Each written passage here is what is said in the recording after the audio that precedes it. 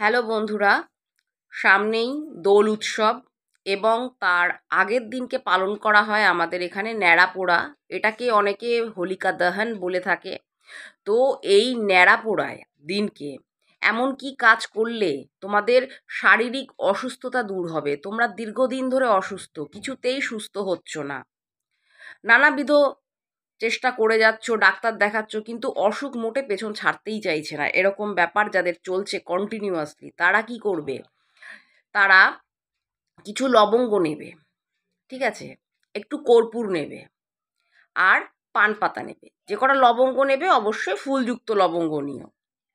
এগুলোকে নিয়ে তোমরা যেখানে ন্যাড়া পোড়া হচ্ছে সেখানে চলে যাবে এবং ওই হোলিকা দহনের মধ্যে, আগুনের মধ্যে, অর্থাৎ ন্যাড়া পোড়ার আগুনের মধ্যে ওইগুলো অর্পণ করবে। তাহলে তোমরা আস্তে আস্তে দেখতে পারবে তোমাদের শারীরিক অসুস্থতা দূর হবে। তোমরা প্রত্যেকে এটা করতে পারো, এটা বছরে একবারই হয়। তো তোমরা অবশ্যই উপকার পাবে।